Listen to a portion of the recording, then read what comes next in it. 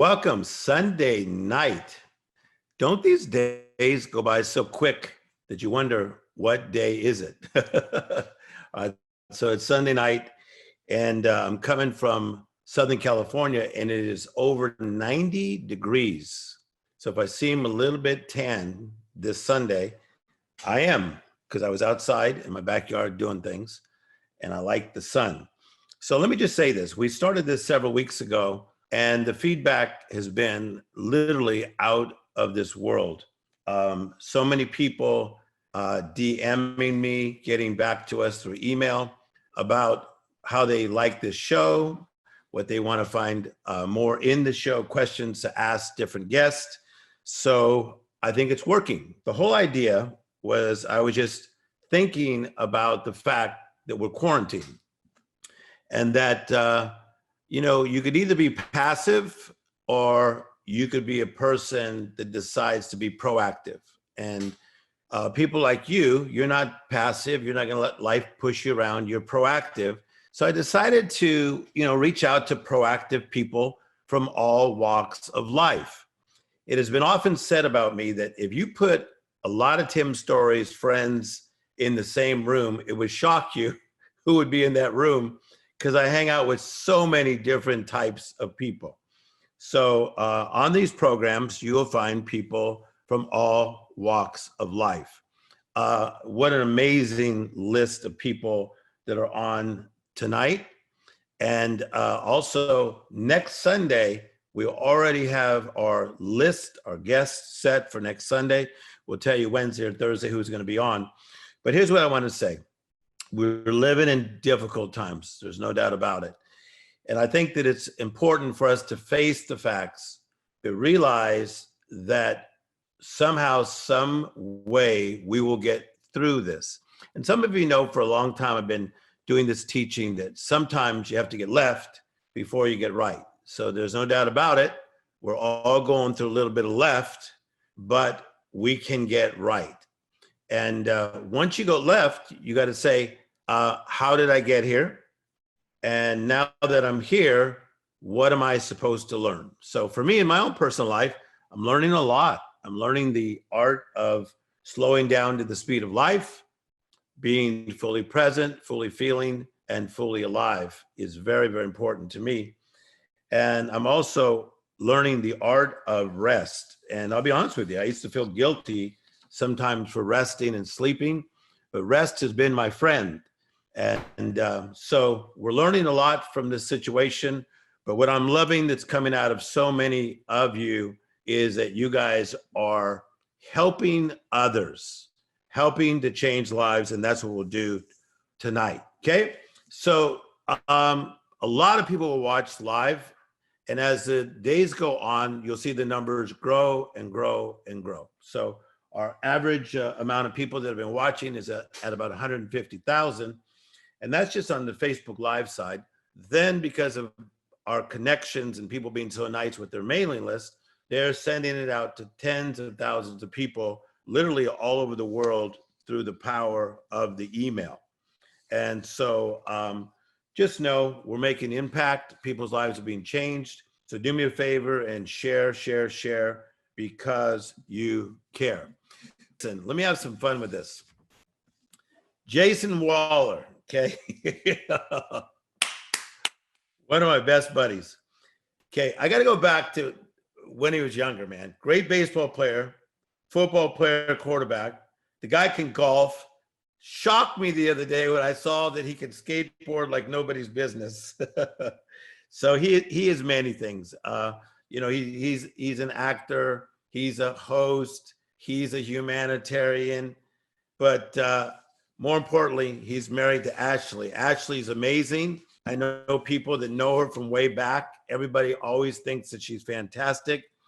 I look in her bio and it says her grandfather was a hairstylist, and she picked that up as well. So we got Jason, we got Ashley, but their daughter Delilah is also a star. Jason Waller, welcome to Sunday night.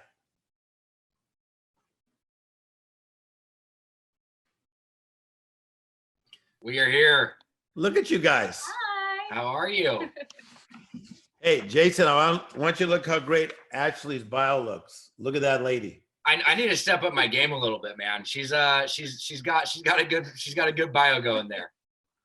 But I was telling Ashley before, because we're all friends, I talked to people that knew her in high school. They said she was always this great. So Ashley, good to see you. Thank you, Win. No, she's amazing. Thanks, Tim. Sorry, Tim and Win. And I was going to say to you, I've been watching your YouTube show. So before we get into this interview, tell us the title of it. And it's called Jaws Diaries, but why is it called Jaws Diaries? Well, first off, Jaws Diaries, it's Jason and Ashley Waller. So it's our initials. And actually, when you're in the depths of addiction, it really kind of grabs a hold of you, right? So that's where we're kind of like talking about, is because addiction not only impacts us in our relationship, but it also, it really can interrupt a lot of the stuff that goes on through your life. So we came up with the title just because it was in the grasp of everything. And we really created this show to walk, so many people reach out to us on a daily basis, asking what it is that we do for recovery. What do we do if, somebody slips? And we thought, instead of trying to get back to everybody, what would be the easiest way to do this? It would be to take people on a personal journey with ourselves, to go through what it's like for 1 year on a weekly basis, updating everybody, the good, the bad, and the ugly, show them everything that we walk through. Because by expressing vulnerability, it creates humility, right? And I think for us, by opening up and being raw, it really connects with other people. I mean, we're no different than your average Joe. And I think it's really important to show that, not only from what it is as an addict, because I think a lot of people understand addiction, but I think it's really important to show what it is from the codependent side or the enabler, because I always say wherever there's an alcoholic or an addict, there's a codependent, and sometimes they're just as sick, if not sicker. And so we really wanted to walk people through what that looked like, and how we communicate, and how it's so important that not only I work a program, but it is that Ashley does as well. Yeah, I mean, after the first season of The Hills last season, we got so much feedback, because a lot of times on television shows, you hear a lot about the addict or somebody that's struggling with recovery, but you don't really hear about the family and what they go through. And sometimes it's just such an important thing for us to share what it's like to be in a relationship with somebody that's in recovery or that's in addiction. So yes, and Ashley, that's in one of the episodes of Jaws, I loved how you were so honest about you had to have boundaries. And basically, Jason had gone through a challenge, a slip up, and you had to finally just say, hey, boom, I'm going on this trip and you're not going. Yeah. And, about having that tough kind of love. And I think it's important for people, as you're saying, to see the inside of what we're going through as we are growing as people. So Ashley, was that difficult for you to stand up and say, hey, this is my boundary? Oh, of course. I mean, I've been working on boundaries. I've been in a program myself, working on myself and my codependency for 2 years now. And it took me a long time to create healthy boundaries and what that looked like, because my boundaries always moved depending on the other person. So I thought I had boundaries, but I didn't really have any boundaries. And it's so interesting because going through my own program the last 2 years, it's really like the principles of life. And I'm learning so much just as a mom, like how important boundaries are. So it's really taken a whole toll on my whole life on how important it is when raising a toddler to have boundaries with your child as much as having boundaries with your husband, so that you can have that self-care for yourself and your mental health, especially during this time of quarantine. It's so important. Well, by her, I just want to add though, because it's really important, but by her setting those boundaries, it allowed me to really get help again, because she had been doing this same dance for so many years. And that's the definition of insanity, trying these, very similar modalities that kept coming up with the same results. And that's where we both were very sick. And by her working her program, it ultimately has helped me. Yes. So Ashley, I want to ask you a question before I bring on Adrena. She's going to come on with us. Okay. What's it like being on the Hills reboot? It's interesting. It's fun. It's a lot. It's thrilling. I would say that I'm trying to be the same person that I've always been. I mean, there's like that aspect of like being in environments that you're not normally in. So things are very heightened. But yeah, it's a ride for sure. I have my moments, my ups and downs, but it's been fun. I mean, So like, one more question. Did you yeah. know that your husband was such a great athlete before you married him? Like, I'm not joking. Baseball, football, golf, his golf swing is out of this world and he doesn't even play that much anymore. Yes. But when I saw you skateboarding, it really threw me for a loop.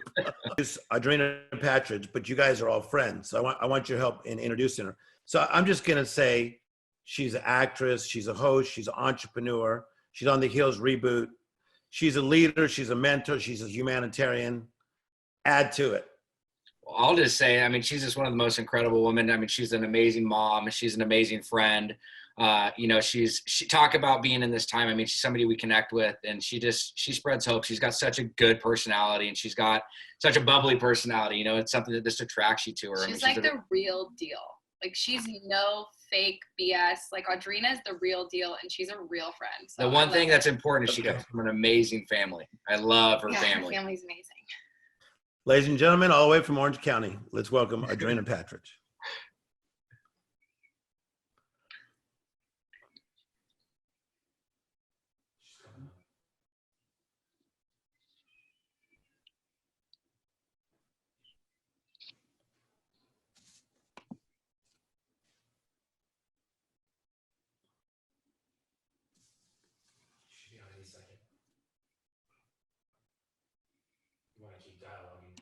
She's coming on, guys. Dude, how was that with Wen, man? He was on a roll, man, that just froze up. He froze up. He needs more technical people. He really does. Great guy, though. I love that guy. He's great. I love Win. And I love that you're texting with him like every day. Every day, man. Dude, he's the reason I'm getting a haircut right now, bro. Your hair's looking good. You've been doing a lot of interesting things to the last few days. Well, I promised Wen and all the people in the beauty industry that I wouldn't get a haircut until the salons and stuff reopen to support the business, you know? Hey, I like that. Joseph, just tell me when she's coming on. Oh, I see her. On. Oh, there she is. Ladies and gentlemen. I am so not techie at all. What's Hey, up? you did it though. Twice a week. Teacher and all of her little classmates. Hi. Hi. Oh my All the way God. from Orange County. Yeah. Wow. This. Adrena, what do you think about Sounds this about heat? right. You know, it's over 90 degrees. What do you think about the heat, Adrena? I mean, I'm liking it just because I have a pool, but I'm going to take a day or two off from going in the water. She's almost ready to learn how to swim with no floaties. So I love the heat and I love summer, so I don't mind it. Okay, so you probably did not hear your introduction. It was really amazing. I did. And thank you guys. I love you, Ashley and Jason. I love you, Adrina. And then I got But I think one of the things that we were all talking about, I think, Adrena, a lot of where you're headed is this humanitarian work. You care about people, you love people. You know, we were all meeting together not so long ago. Yeah. It's amazing how many young girls come up to Adrena and look up to her. But Adrena, you do love that mentoring side, right? You like helping other people? Yeah, I do. I think it's just I was born with that. And I think also from being like the firstborn and always being the peacemaker and the one that, you know, people usually go to. And I just like everyone to be happy and peace and love. So it's just my nature. Okay, let's have some fun. I'm going to start with all of you guys. When you were in junior high, let's say 8th grade, Oh my okay? God. Adrena, what did you think about becoming in 8th? You got to go way back. 8th grade, I was thinking about being a baseball player. So In eighth 8th grade. grade, what were you thinking about, Adrena?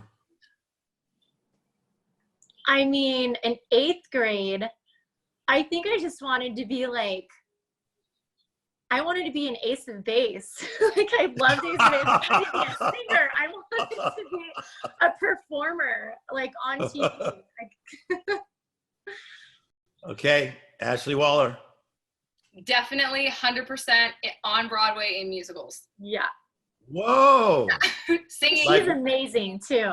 I mean, musically talented, just naturally. Thank you. But what stirred that up in you? I want to know. For real, I want to know. Well, I started dancing when I was 2, and I sang my whole life, and I was in plays ever since I was younger, like singing solos in all my elementary plays, school stuff, and played piano since I was younger by ear. So my dad was really into music, and just dancing my whole life. I've always loved it. It's always been like my piece. Okay, maybe that's why we're seeing that in your guys' daughter Delilah, because now she's starting to like sing on social media.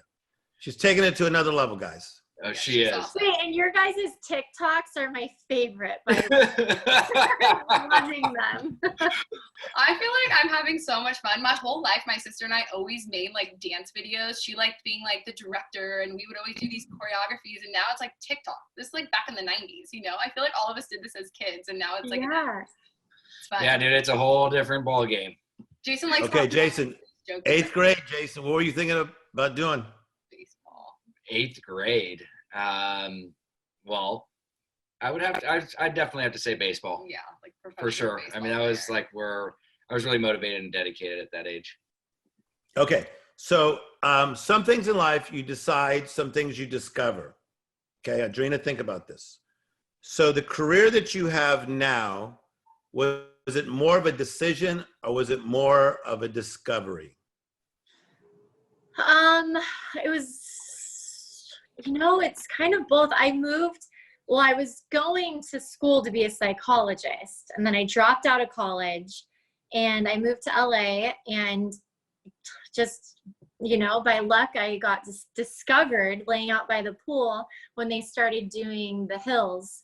And so I was one of Lauren and Heidi's new LA friends with Whitney. So I think I was discovered, and then I didn't really know what I was getting myself into. And I heard of Laguna Beach, but I never really watched it. So I didn't really know what I was getting myself into. And I was such a private person to begin with that getting used to cameras and all these people and producers, and like, it was crazy. It took me a while to really get comfortable with it. Okay, so let's go back for a minute. So the reason for thinking about being a psychologist was what? I think it goes back to just being in my nature of always helping and always being the one for my friends and family, that I was always giving and helping. And I just love to help people, and I'm such a good listener. And, I feel like I can give better advice than actually taking it and using it myself. But that's just like anyone. Right? And you're a super good listener too. So as a guy who's life coached forever, in my opinion, Adrina, I think that's why it's coming back full circle of this idea of being a mentor, but also being a humanitarian. So, you were discovered literally. And I think it gave you a platform. And from that platform, you're doing so many great things. Yeah. So Ashley Waller, so with your life, you think it's been more decision or discovery? And let me tell you why this is so important, because so many young people that will watch this tonight are trying to figure out what to do next. They really don't know what to do next. So they're trying to figure it out. So we're helping them with the process. So Ashley, were you more of a decision person or a discovery person? Oh, I mean, I'm a Pisces, so I'm both. I think when it came to hair and cosmetology school and getting into that whole industry, I think it was more of a decision, because when I had met Jason, I was in kind of the entertainment modeling industry for so long at a young age. And so I had grown up. And so it was kind of like a decision. I needed to create a career for myself and make money. And, it was always in my blood. I always loved doing hair. My sister and I started our own business in high school where we did prom updos for $35, and we would charge people and, created a business off of it. So I always knew it was something that I loved doing and I was passionate about, and it helped do that creative side. Also, it's very artistic for me. It's also in your blood too. I mean, Yeah. your great-grandfather? My great-grandfather, he was a hairstylist. He used to work at Bullock's. He came over from Italy, and he actually wrote the cosmetology license for the state of Illinois. So it's like in my blood. Yeah. But it's interesting because I do feel like I've discovered so much about myself, like just going through program and realizing like there's so many things that I stopped doing, you know, from when my father passed away and I danced and sang for so long. And now I'm like opening up this side of me that I haven't done in so long, like dancing and singing that I miss so much. That's really a part of my life that I'm discovering more of in myself. And it makes me really happy. So I'm dedicating more time to doing that. Okay, Jason, I have a whole different question for you, so don't get comfortable. Come on, I was all ready for that one. No, here's a whole different one. Because I've been to your grandfather's house, okay, and seen like the Waller like strength, and because I know your father and your mother and see the Waller strength, okay, was that intimidating to come from that family, or did it make you want to rise up and take it to the next level? You know what? Like my family, I mean, I'm so grateful for the parents that I have. And I think it was more of a motivational factor because, you know, my dad always taught us that, you know, he always taught us the value of a dollar. He always taught us, you know, anything worth having was not easy. You know, and I think I look at it, it was a really good opportunity, you know, and I mean, I'm just so fortunate to have parents. I mean, look, just to be in Orange County and have parents who are married still, you know, they're going on, I think, 48 years of marriage.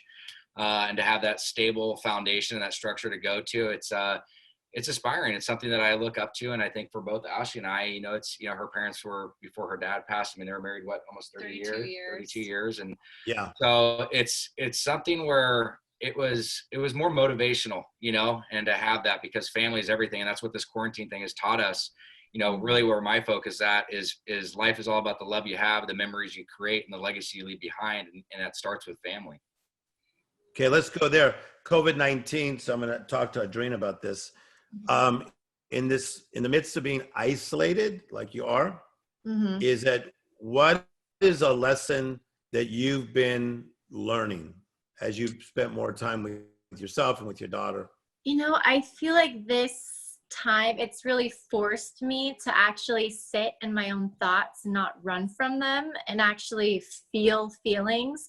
Where when we start filming, you don't really have time to think about what you want because you're just, as Ashley and Jason know, it's like we have a schedule and it's go, go, go, go, go. And you're just trying to live your own life and then film this different life kind of thing. And I just kind of lose what I want. And I feel like for me recently, the past few weeks, I've really like done a lot of soul searching and just being alone. And, you know, it's quiet and I'm with my daughter and just, I've had a lot of time to think about what I truly want moving forward and what I will not put up with and setting boundaries and like just it's really put my life in perspective in a lot of different ways and just I've reflected on so many different things the past month or so.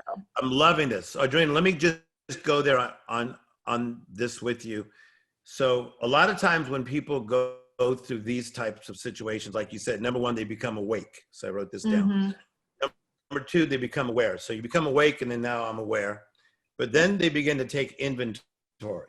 So as you took inventory of your life the last few weeks, you are saying to us, you felt like, whoa, I need to make some changes. Yes, lots of changes. Just health-wise, setting boundaries. And, you know, I run myself down so much, just people-pleasing and putting everything and everyone else first a lot. And I realized just things that I need to change. Yes. So the next thing you have to do, and I'm going to go to Jason on this. So you become awake, aware, take inventory, but then you got to partner with the right people. So Jason, help us out with that one. Why it's important to partner with the right people. Well, let me just chime in real quick around that because it's amazing that you've identified with that, Audrina. It's something I do on a daily basis. It's called the AAA modality. It's awareness, acceptance, and action.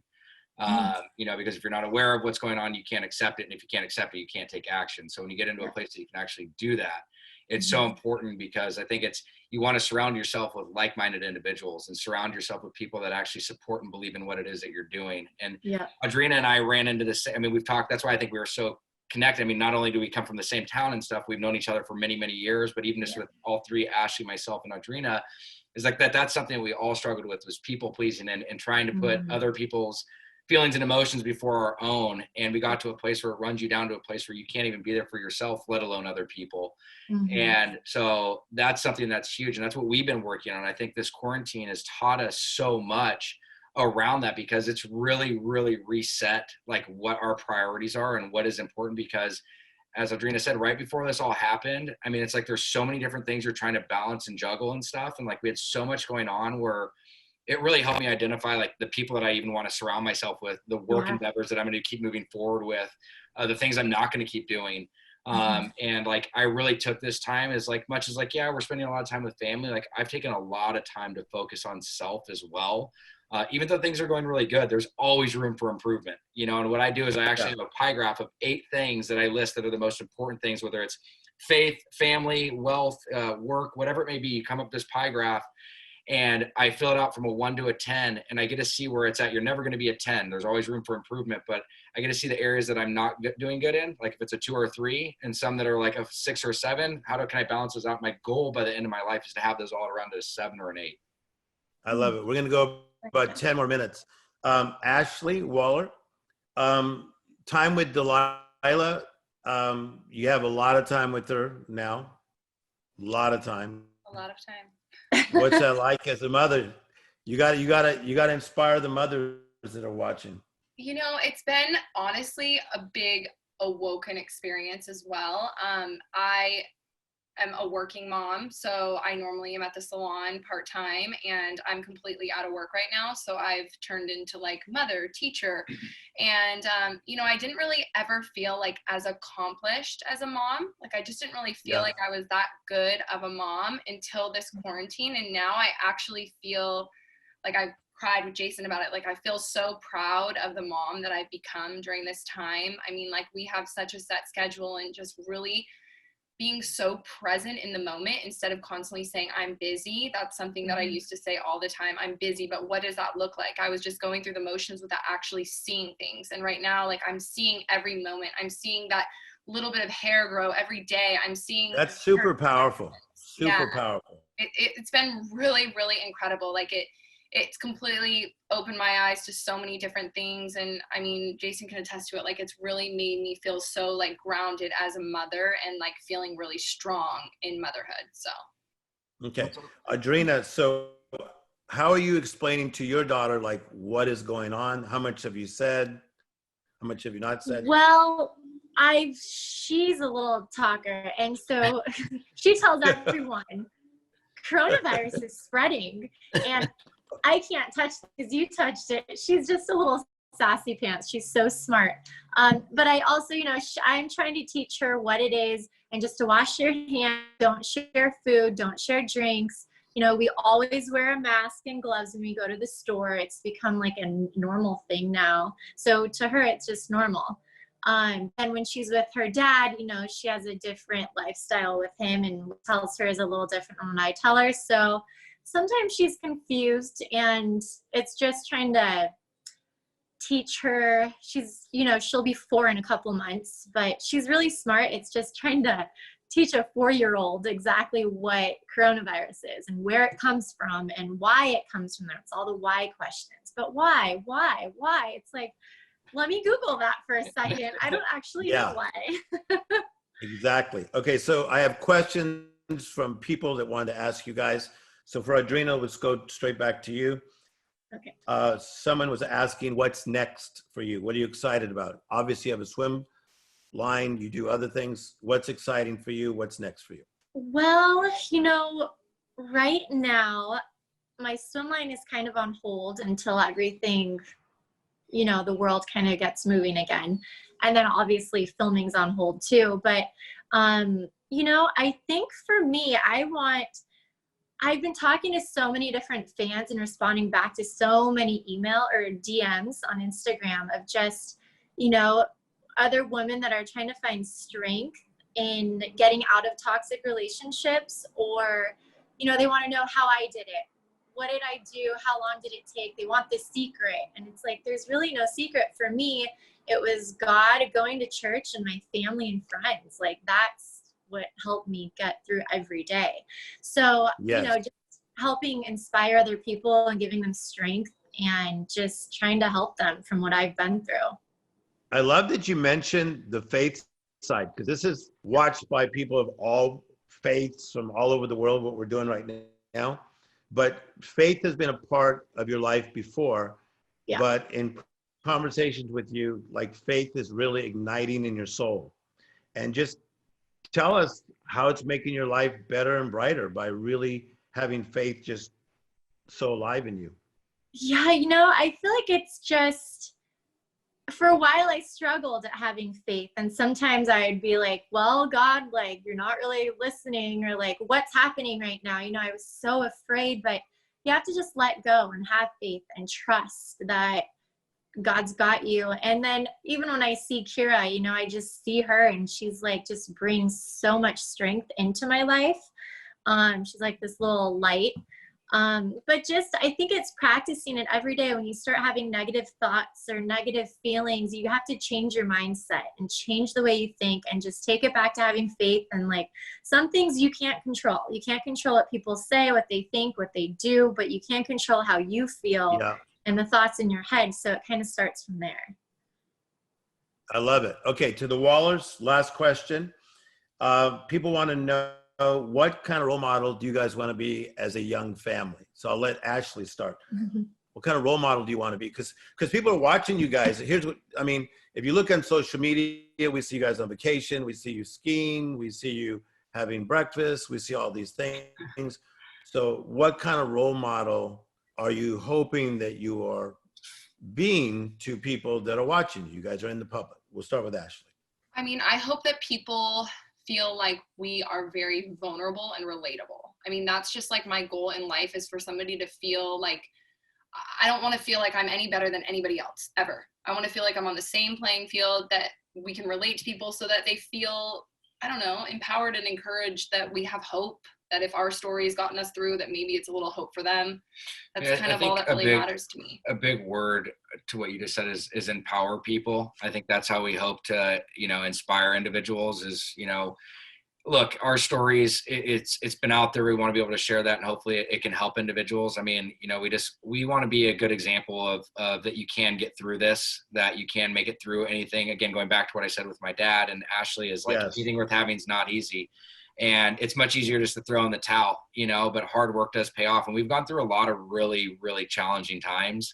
And I think it goes back to faith, goes back to God being an example of, you know, a strong family. And, you know, and that's why we have that, is we have a very good life. We're very fortunate. We're very blessed, but also it's like, we do go through a lot of trying times, you know, and we try to be, we do a lot of work, but we also, I mean, on Instagram and stuff like that, we also try to show, like with the Jaws show, we try to show the raw side. We try to show that the side that, you know, that is not glitz and glam, and that it's a struggle behind closed doors at times, you know, but it's to let people know they're not alone.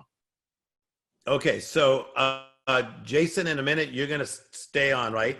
Yep. We're going to talk about addiction with Dr. Eckstein, and also with Jack Osborne. Audrina, any final parting words to all these people that are quarantined and going through things? Any parting words? I mean, I would say just use this.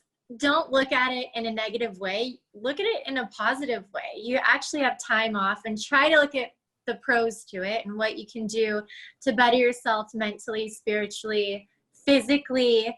Read a book, you know, exercise, spend time with your kids, play a board game, put your phone down, stay off Instagram, try for like a couple days. It's great. I do it all the time. So I disappear a lot. But for me, it's like, I need that, because otherwise I get sucked in, and sometimes I just have to put my phone down and focus on the now and my daughter, and just mentally be present and just. I love this. This is good. Yeah. Audrina, life coach. Okay. Yeah. Ashley Waller, parting words.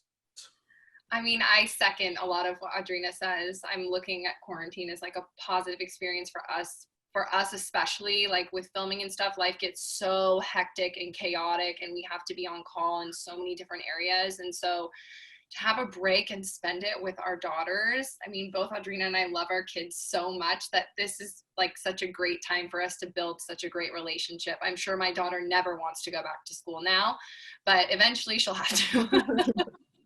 Yes. Okay, Audrina Patridge, Ashley Waller, thank you guys for taking time. Bye, We helped a lot of people, Bye. guys. Good seeing Love you. you. I'll talk to you later. Thank you, thank you, thank you. Okay, so Ashley, she's gonna move, and then Jason, just stay with me, and we're just gonna start dialoguing, okay? Yeah, man, you got it. Good conversation, right? Oh, it was amazing. They're both very powerful women. And I mean, like Ashley, I mean, and Audrina, they both motivate me, you know? I mean, it's good to have strong women in your life. So tell us where we're gonna go next. We've got two of your friends on, and I'm gonna have you introduce them because I have paper that introduces them, but you know them well. Yeah, no, I think both for, you know, a lot of what's going on right now is obviously in isolation, you know, mental health, substance abuse is a very trying time right now. I mean, as we all know, is one of the biggest and the most, you know, the longest living study around happiness is through human connection, right? And I mean, I know, thank God for technology, we have Zoom meetings, we have interactions with individuals, but you know, we're in a very trying time. You know, substance abuse, alcoholism. I mean, alcohol sales were up 100%. Yeah. You know, so it's just scary to look at that. So I think it's, you know, looking at Jack, somebody that has, you know, inspired me and motivated me in many different areas. I mean, somebody that just celebrated 17 years of sobriety. It's unbelievable what he's been able to accomplish at such a young age and where he's at today. It's somebody that, like I said, he's a mentor, and he's somebody that I hope to follow those tracks that he's in. And then, you know, like Dr. Emily X. As Jason is doing a long pause, he's talking about Dr. Emily Eckstein, that I've been reading some articles about her, and what she talks a lot about hope. She talks about the need for hope and the idea of holding on to hope in the midst of challenges. So as we're working out the details with Jason, is Dr. Eckstein, is she ready? Let's bring her on. And then Jason will come back. I love this live stuff. It's good. It's exciting. There she is. Doctor, look at you. Hello. How are you? I like you. I like you already. So I've been reading things about you, reading quotes about you, things that you do. But you're in the lifestyle of helping people. You love helping people, right? Yeah, definitely. I kind of like my early work in the field. I did a lot of primary mental health and then transitioned over the past 6 years to more substance abuse. I mean, they go hand in hand no matter what. But yeah, absolutely. I think not only helping the you know, the individuals that we serve, you know, at the facility I run, or individual work I'm doing, but also helping and supporting other people that are serving. So yes, therapists that are on front line, you know, recovery advocates like Jason. So I think that's a huge part of the passion too, right? Yeah, no doubt about it. There's your friend. Dude, you hang up on me or what, man? I know. I was like, Dr. Emily's coming on. I've had enough of Jason Waller. How are you, Jason? How you doing, Emily? So, guys, I want to bring up a couple words and then give me a little response to that word. So, Emily, when I say the word shame, help me with that, because I think when people make mistakes, what I have found, because I've been teaching on setbacks to comebacks for a lot of years, that shame many times comes with it. When I bring up that word shame, talk to me about shame. Yeah. I mean, I think shame is at the root of all the parts of ourselves that we hide. And so we can hide them with substances, we can hide them in bad relationships or behaviors that aren't working. But I think it's the parts of ourselves that we don't want to show, right? They're the hardest parts to talk about, connect with. But yeah, that's the meat and potatoes right there, is the shame, I think, you know? Okay, Jason, do me a favor. Jack Osborne is on, but give him a proper introduction before his beautiful face pops on the screen. Well, yeah, no, I was just saying, Emily, I was trying to give you one as well. I don't know what happened, but Jack is somebody that is a leader in, to me in the field of recovery. He's somebody that I aspire to be. He's a great person, a great friend. He just celebrated 17 years, which is absolutely amazing. He's somebody I look up to, and he offers so much hope for people. He's had such a crazy story, and to see where he's at today, it's just very, very inspiring. Okay, let's welcome Jack Osborne. Hello. What's up, Good brother? to see you, Jack. Hey there. Man, Jack, I watched 3 interviews that you did, and I like you even more. Oh, thank you. Much appreciated. We also share a very good mutual friend, Mr. Bolthouse. Ah, and Waller does too. Yeah. All connected. But one thing I love about Jack is he's into his kids. I like my kids. I do. You're into your children. So guys, what we're going to talk about tonight is we're going to talk about addiction, recovery, shame, guilt, getting back up. I come from the addiction background with my father having a problem with alcoholism, went down into our family. So it's something that I have felt very, very close. And so Jason, I'm going to have you help me a little bit.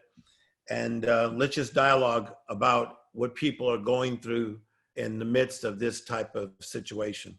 Yeah, I'll just share currently, I have a lot of people reaching out. I mean, obviously this is a very trying time, and I don't know if you heard me say earlier, Tim, but I apologize if I'm repeating myself, but one of the number one forms of happiness is through human connection. And I know as an alcoholic and as an addict is something for me, is being connected with individuals is a big part of my sobriety. And I know without that interaction, yeah, we have Zoom meetings, we have this, but that personal connection is just something that we're lacking, especially in our program. So I think people are really asking. I mean, I've seen a lot of people that have relapsed and that are struggling through this time. So I think it's more, I'd love to talk and open up around, what it is that people could be doing. Why is it that the substance abuse rate, suicide, depression, all this stuff is going up? But I mean, I know the obvious, but also looking at it in a deeper realm. Because there's a lot of people hurting right now. There's a lot of people struggling. And I think it's going to be more alarming when this stuff starts to mellow out, how many people are actually, really in trouble in the other areas with mental health, substance abuse. And I think that's something that's not being looked at. I mean, I know we've talked about it, you hear a little bit about it, but the numbers I've seen, this is the worst I've ever seen it behind closed doors in the last 10 years of being in recovery. Yes. So Jack, when people look at how long you have been sober, that's a long time. Okay. Yeah. So one of the questions I have for you, is it a daily fight, or is it something you feel like you start getting stronger and the urges come, every week, every month? For people that don't understand, maybe you could explain. Sure. I mean, initially it's very difficult, getting sober. You usually get sober because a sober state of mind is not your normal state of mind. It's like, so when all of a sudden it's like, wait, I have to live life on life's terms, and I have to be present and accountable and be in this game of life. Like everything in you is like, no, this isn't where I'm comfortable. This is not my happy place. Get out. So for me, initially it was very difficult, and I was doing it at a time when I was very young. I was 17. It was, we were still filming the Osbournes at the time. So there was a big giant kind of microscope on top of me. But it was a daily reprieve, and it was like a conscious decision every day back then. Now, 17 years later, it's something that doesn't plague me daily. I have moments of like, it'd be really nice to check out right now. But I've made a commitment to myself and to my family and, to my, group of, sober brothers around me. Like, I'm not going to do that. That's not an option. Because I know that that's not going to give me the relief I need long term. I love it. Dr. Emily, if you could help us with what Jason was saying, that everything is obviously heightened, right? Yeah. Can you address that and maybe what we can do as a community? Yeah, so there's one thing that's kind of interesting that goes along with this. Jason, you and I talked about this the other day. I was sharing about just my experience of I'm working mainly from home now, running our facility, but working from home. I have a 1-year-old that's got a health condition, so we're a little bit more under the microscope with that. So, but I think this is a common thing I'm seeing in terms of folks and individuals we've served that we know, that we love, that are reaching out, that are struggling right now is, you know, there's a huge sense of scarcity, jobs, food. I mean, even toilet paper. You guys were having a laugh about that earlier in the show. You know, so scarcity is at an all-time high, fear and unknown. And also simple things like relationships, right? These huge triggers. People are at home for the first time with their partners constantly. They're with their kids constantly. There's just a lot more stressors, right? And so how do we put in schedules and routines and making sure that we are reaching out to the people that keep us grounded and connected, I think is huge. And those have been simple tasks I've been taking. I've been supporting my team and taking, and we've been supporting those we serve in it, is kind of slowing it down, holding gratitude, holding space for the things that aren't working. But there's a lot coming at people right now, right? And there's all those triggers that already exist when things are normal, heightened. It's a scary time. It's not good. No, it makes sense. So this goes to, go ahead, Jack. Can I just jump in real quick? You know, it's actually kind of interesting because I was curious kind of going into this whole thing. There was a book by Sebastian Junger called Tribe. And essentially the crux of that book is dealing with PTSD, but it kind of tracks humans through trying times over the past couple hundred years. And it touches on the fact that when, you know, we as people are all in a united struggle, that mental health issues actually decline. Like during the Blitz in England in World War II, suicides disappeared, and the, you know, people being admitted into mental health clinics drastically dropped. It's because people found unity amongst the chaos of struggle. And I'm kind of, I think it's interesting though but what we're dealing with now is this pandemic of isolation, to where you're not being able to like go and like hug your neighbor across the street and be like, hey, it's okay, we're gonna get through this. You kind of just have to wave across the lawn and be like, don't get near me, dude, because I don't know what you got. Yeah. And I'd like your toilet paper or whatever it is, right? That's great insight, Jack. Seriously. Jason, I'm going to go at you on this. Like, even for me as a speaker of like this motivational guy, one of the problems I've had is that when I was in pain, I would isolate myself because I felt like they wanted the public Tim Storey. And that's even the guy they paid for. Like, you know, you get paid a lot of money to go speak across the world. I've been to 75 countries doing this. And so if I feel like crap, the last thing I want to do is like, you know, tell the guy who picked me up that I feel like crap. Jason, talk to me about this thing called isolation, on why it's not good for us to do this, to isolate ourselves. Well, I mean, it's a balance, right? I mean, I think there's isolation to some degree is okay, but I think it's when you get into a spot where you actually get into your head and it can cause more thinking and more issues that, you know, you're really stirring up where you didn't have that allotted free time to be able to do that, where it can actually, you know, domino effect and take you to a darker place. And I think, you know, we're social beings. I think that's the main thing to remember is like, we are supposed to be interactive. We're supposed to communicate. We're supposed to connect with people. We want to feel loved. We want to feel a part of, we want to have, you know, friends, fellowship. And I think isolation is a very, very dangerous spot. I mean, I was in the hospital right before all this happened. I was diagnosed. I had a thing from working out. It was called rhabdomyolysis, but I went in there right when this whole pandemic happened, and I was isolated for 7 days. And I'll tell you that my mind definitely got squirrely. You know, and it definitely like, I could probably tell these doctors I'm in even more pain than I really am. I mean, like, it's your head starts playing games on you. And that's where it's like, thank God I have the tools to be able to be like, hey dude, like, you better check yourself. Like, this is not where you want to go. Play the tape out and to reach out to people. And thank God again for technology, at least to be able to call my mentors and be able to have conversations with people that I look up to and that could help, you know, walk me through the process. But I just know for myself is the isolation can take you to places that that you don't want to go. And that's for me, and again, as I'm somebody that has had long-term recovery, but I'm also in a state where, I've struggled the last 5 years going in, I'd have 6 months relapse, have 9 months relapse. And to be in a place now where I'm coming up on 5 months again, it was a trying time, and I think it's important to be able to have that communication. Yeah, excellent. Let's work on something, if you don't mind, so we could reach out and encourage some people and maybe give them some action steps. So, doctor, if somebody is stuck,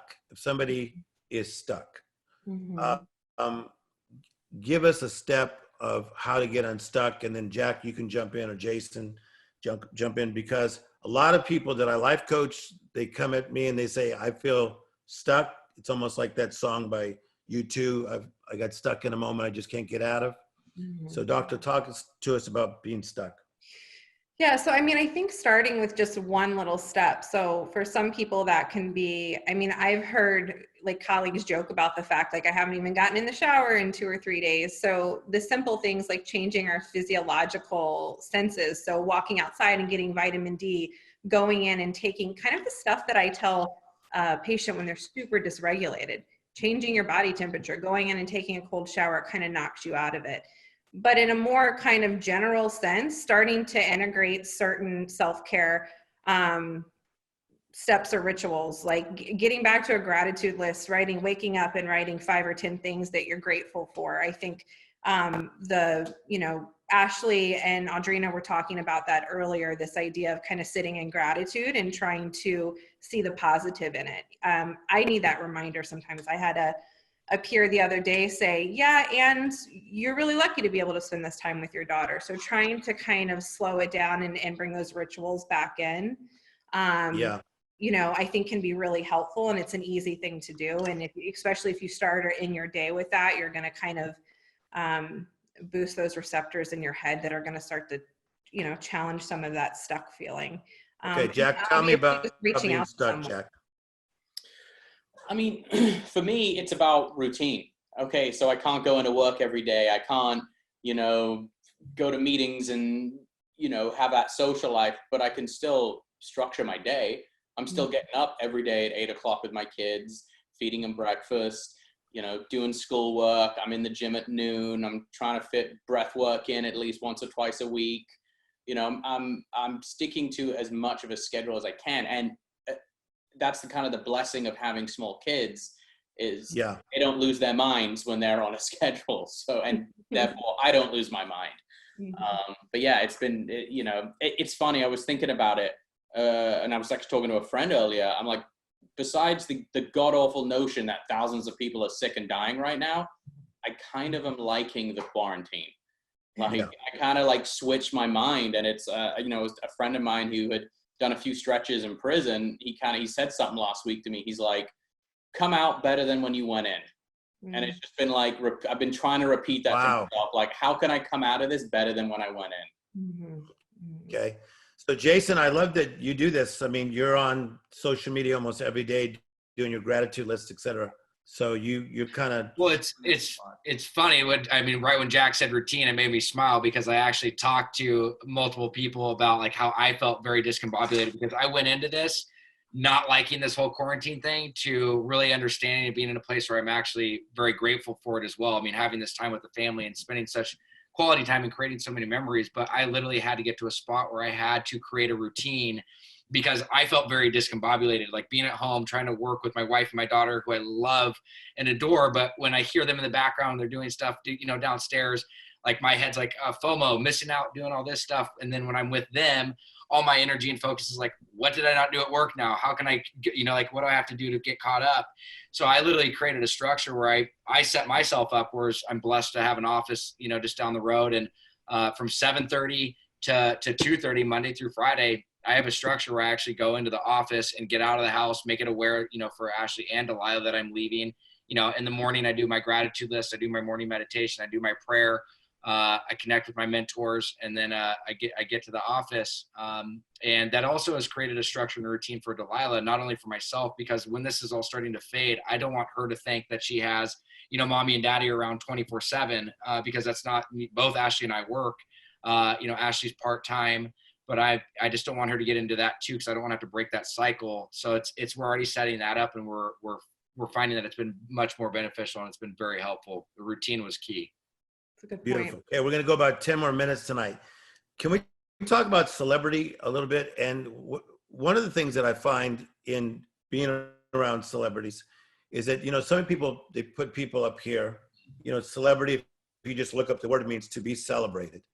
So I think that really we should all be celebrities. Hopefully we're being celebrated by our mother or father or grandfather or somebody. But this idea of celebrity, I find that a lot of times when somebody who is in the limelight messes up, there's a label that people try to put on you, and that label can be vicious. And so, Jack, are you open to talk about that? I mean, you've been in a celebrity family your whole life. Then if you feel like you falter, people have ideas about you. What is that like? Yeah, I mean, it is kind of an interesting perspective, because at the end of the day, we're all humans. We're all made of the same stuff. It's just some of us have different jobs that make you a little more recognizable than the average Joe. And that's basically what it is. And I think the media and the kind of the global projection of what celebrity is it's like a demigod. I often joke that, all anyone is really doing in Hollywood is looking for God. Because 2,000 years ago, we used to sit around campfires telling stories of demigods and gods and all the crazy things. Now we sit around talking about, what happened on the OC last week, or, what happened on the Hills, or what happened in this show and that show. And it's the modern day campfire tale.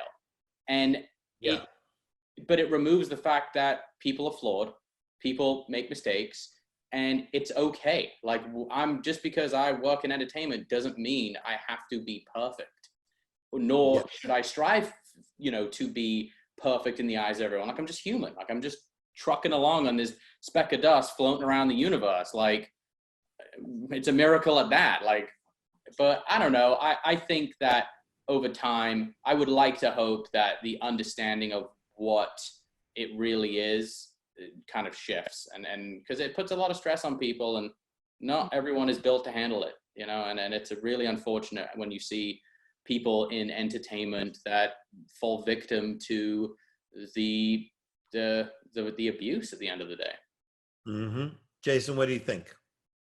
I mean, you want to ask me the question again? I mean, I was intrigued with what Jack was saying. I mean, beautiful stuff. I mean, Jack's been raised in it, and it's just this whole idea of that we're all human, we're all frail, right?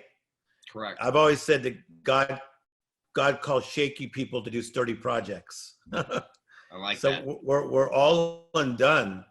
But Jason, I'm just saying, like, celebrity, let's say for you, came so young in high school, and then to falter in front of people and for them to know about it, and sometimes trying to label celebrities.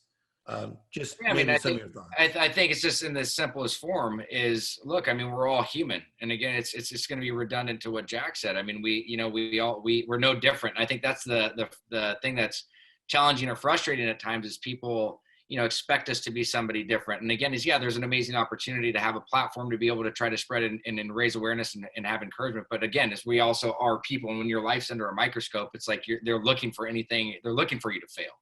And I went through that, and actually it was a thing where for me is I didn't even know, like, I did not know what was going to happen after doing these shows, and I think that was the craziest part is I was so young, so unaware, and so not knowledgeable of what was going to happen, that, I mean, I really ended up going through the blender, and I mean, I went through, thank God social media wasn't around like it is today. I mean, because I would have been in deep trouble, but that's right when TMZ stuff started coming out, it's Us Weekly and all those magazines, and it really hindered. I mean, I had a lot of my own issues. It took me to the not the depths of suicide, not contemplation, but attempting. I mean, because you get to a place where it just beats you up so much. Where I didn't even want to leave my house. And it can be very, very hard, and people just have this judgment on you when they really don't know you. I think that's the hard part too, is where they're just judging you based on what they see, which is equivalent of 1/1000th of what is really who you are.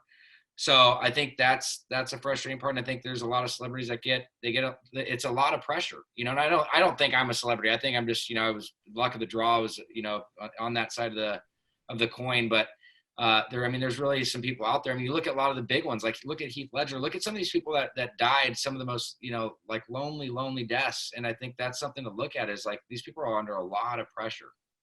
Yeah, I love the honesty. And even when you say to the point of thinking about taking your life, I think some people don't pay attention to that when they're reading these magazines or watching some of these shows. Dr. Emily, anything you like to say about this whole idea of addiction, celebrity, et cetera? Yeah, definitely. I mean, being that that's kind of the population I'm in, like when you're talking, Jack, I think that that's a really insightful, like woke place to be.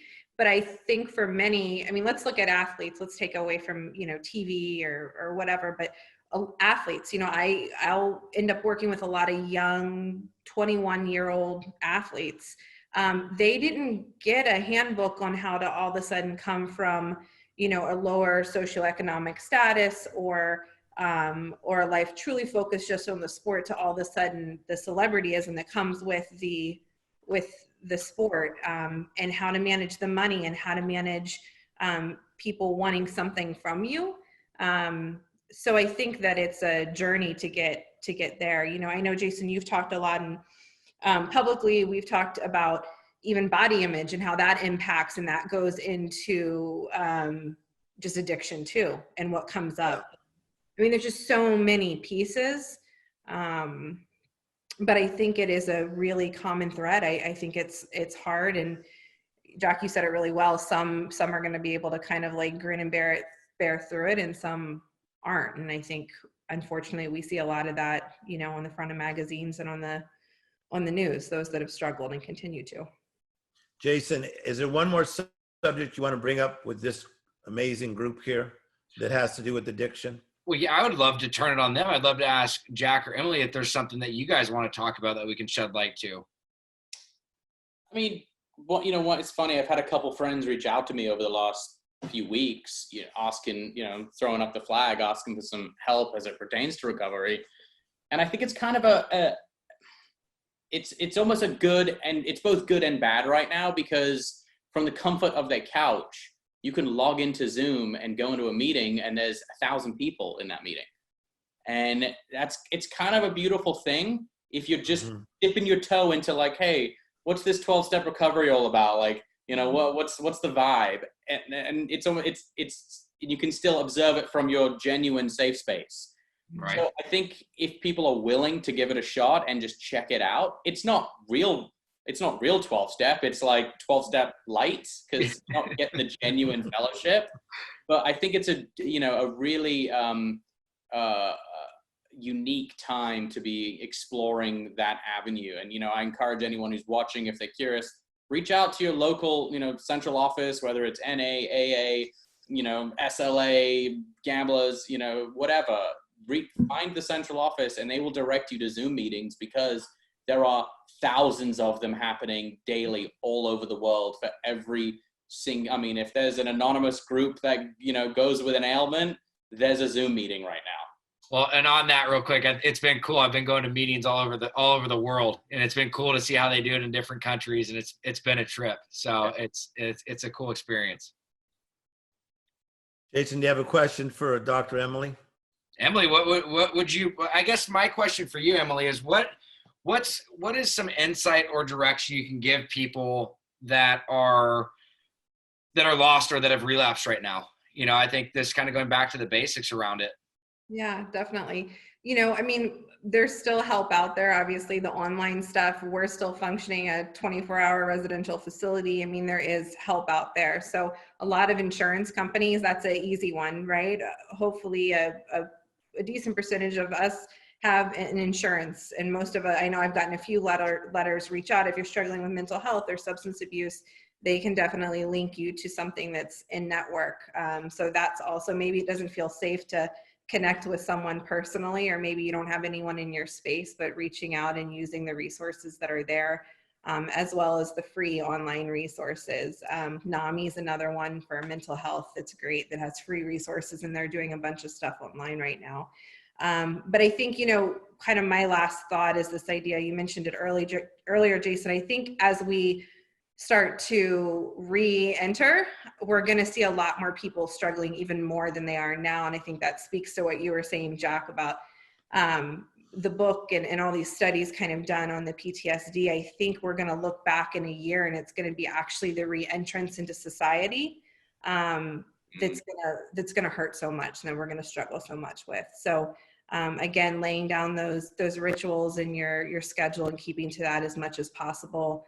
You know, and holding tight to relationship is key. Okay, Dr. Emily, what's the best way to reach out to you or to find out more if people want to see more of what you're doing? Yeah, definitely. So, so my facility is Beach House Treatment Malibu. So, beachhousetreatment.com you can go to, and then you can get a direct link to me from there. Okay, Jason, I'm gonna have you stay on with me. Tell me something that you're excited about that you're working on. You're creative. Yeah, no, I have a show I do on Travel Channel that's actually premiering next Friday, so the 30th. Yeah, it's a paranormal investigation show. What time now, is that the second season of this one? Yeah, it's the second season. Yeah, I think and the first season went well. I've seen it, and thank goodness you're still alive. Right. I'm glad. Jack, any parting words? Anything else? I guess just, you know, everyone's just got to keep on trucking along through this. You know, it's what a weird time we're all in. Like, what a weird time, man. Going like, is this real? Like, wow. Yeah. So, hey, Jack, what time's the show on? I think it's 10 p.m. Okay. Okay, you guys watch it. It's super, super good. All right, so to Dr. Emily and Jack, thank you guys. Thank you. Thank you so much. Great discussion. See you Jason, guys. stay on. See you later, Jason. Jason, thank you for making that happen, you know, because I told you that we wanted a dialogue about this, and you brought two amazing friends together. Yeah, give me one takeaway you loved from this conversation.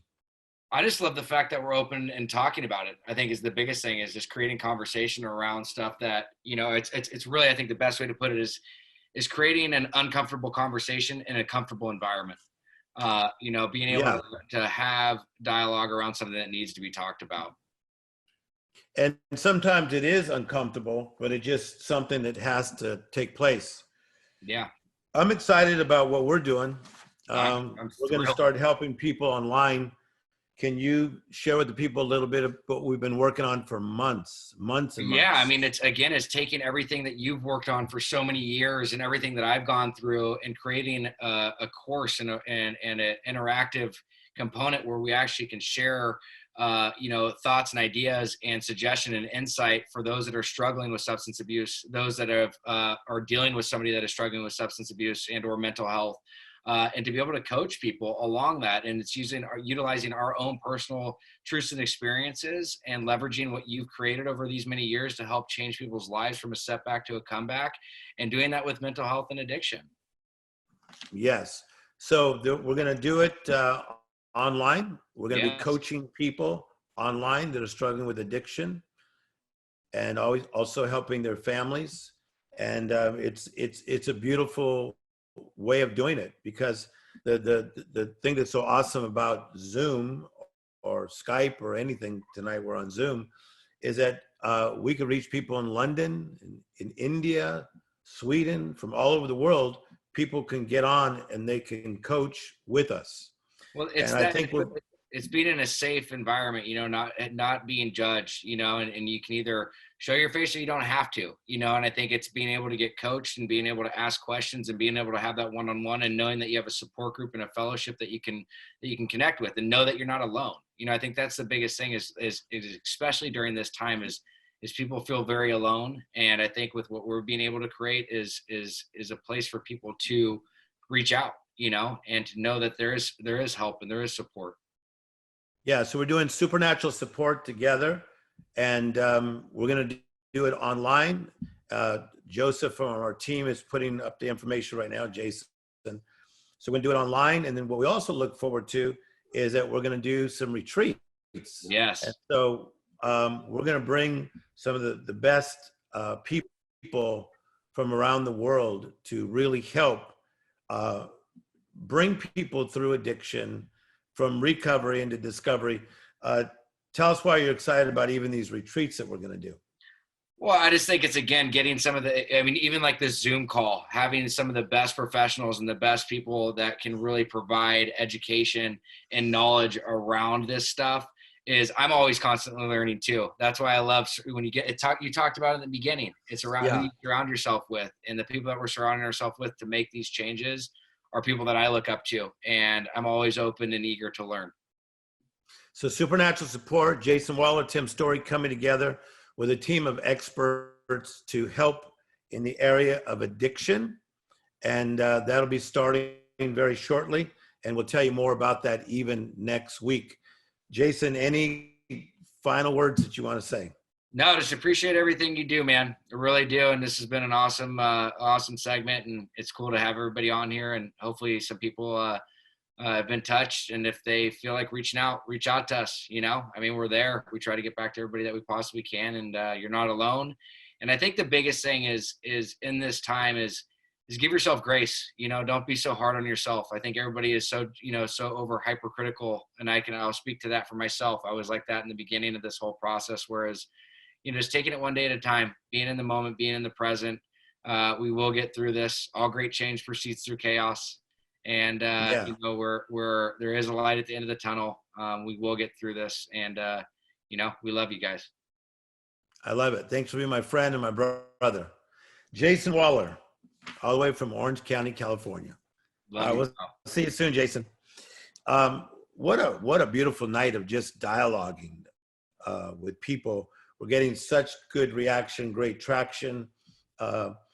Make sure and share this episode with other people and let them know about it. I think we talked about some really amazing things, even with Win Clayball at the beginning. He shared some very, very good points about how much we need each other. And then all our other guests just sharing from the bottom of their heart. And what people are liking about this show is it's so unplugged. You never know what's going to happen. Someone's going to carry their camera around. Somebody's computer's going to go out. Something's going to happen. But trust me, I can take it all. When you've spoken as long as I have, all over the world, I've had it all happen. I've had lights blow up. I was in the Philippines one night speaking to 37,000 people and all the lights went out in the whole spot. And I just kept on talking. So what a beautiful, beautiful form. I want to talk to you about something that's important to me, and that is ARC. Scott Budnick was on recently, and Scott Budnick did a great job talking about what's going on in our prisons. And then my good friend Sam, who's running ARC now, Anti-Recidivism Coalition, okay? We are making a change in the prisons. And what do you mean by that, Tim Storey? It's easy to say, wow, look at these people, what they're going through, male and female. Isn't that too bad this happened? Or we can believe in the power of redemption. We can believe in the power of a resurrection in a person's life. I've seen it firsthand. I started going into prison speaking since I was 22 years of age. My book became one of the most popular books in prisons because it's called It's Time for Your Comeback. And in a prison, people need a comeback. And so it was Robert Downey Jr. who first talked to a few of us about doing something like this. And so we got together, it happened, and now it's changing thousands and thousands of people's life. It's called ARC, Anti-Recidivism Coalition. And we're gonna give you a chance to give. And we did this a week or two ago. Joseph will put up all the information there. And here's what I want to say to you. What you make happen for someone else, life will make happen for you. What you make happen for someone else, life will make happen for you. And the reason I'm a board member there is because I love people. There's a new podcast for ARC, for Anti-Recidivism Coalition, coming out, and I'm helping to lead the podcast. Why are you doing that? It's an unpaid position because I care that somebody's daughter, that somebody's son that is incarcerated or getting out and trying to find their way. So let's sponsor somebody else's comeback. And Joseph is putting all the information there. And so let's do that. I think one of the things that's great about this movement of this live that we're doing on Sunday nights is that we can change people's lives along the way, okay?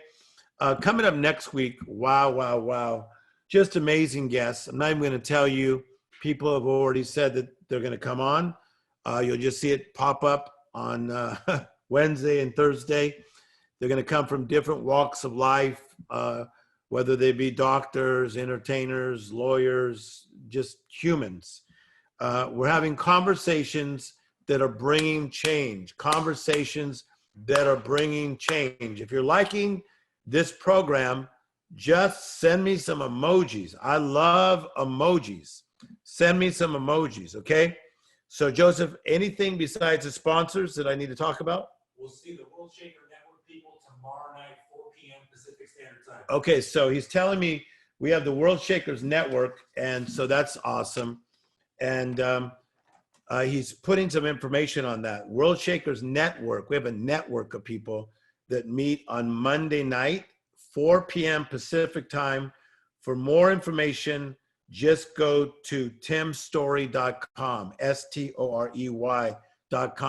So it's a smaller group that I meet with every single Monday night to listen to you about your dreams. You got a dream? Why don't you join this community of World Shakers every Monday night? And it's an awesome, awesome thing. So go to timstorey.com. So we'll meet tomorrow at 4, okay? It'll be here on Zoom, but you got to go to timstorey.com so you can read all about the details. So it's fantablistic. I want to just say a big thank you to my sponsors. I want to say to these amazing people, Jim and Jamie Shields. They are awesome people. They have something called 18 Summers, 18summers.com, the ultimate family formula for lifelong parent-child connections, trust, bonding, respect, and experience. These are friends of mine. Thank you guys for sponsoring. And they helped. They gave money so we can continue to do these programs because we take out ads, et cetera, et cetera, et cetera. Want to thank Charles Ratchet and his wonderful wife. He's an entrepreneur, business owner, real estate gentleman, has a great book. Just go to charlesratchid.com. That's Charles and then RASHID, and we'll put that up right there. Then Simon Leslie, man, thank you, man. Inc. Global. He gives a lot of money. Yeah, there's a lot of you that you just care, so you just give. And so Simon Leslie, thank you. IncGlobal.com. All that information is there. Then I'd like to thank the church that I pastor, congregationchurch.com. They're giving towards what we're doing. And congregationchurch.com, we're in Southern California. We have a congregation only 4 years old, but we have about 17,000 people that watch us every week on, either Facebook Live or some other way. So Congregation Church. If you want to be a sponsor, then just reach out to us at timstorey.com and we will talk about your company. Why don't you be a sponsor, man? Share because you care. I want to thank all my guests that have been on tonight. All of you that shared, thank you for loving people enough to give us part of your Sunday night. As I often say, you may not be what you want to be, but thank God you're not what you used to be. Thank you for watching tonight. And I cannot wait to see you next Sunday night for something amazing. Life is still good.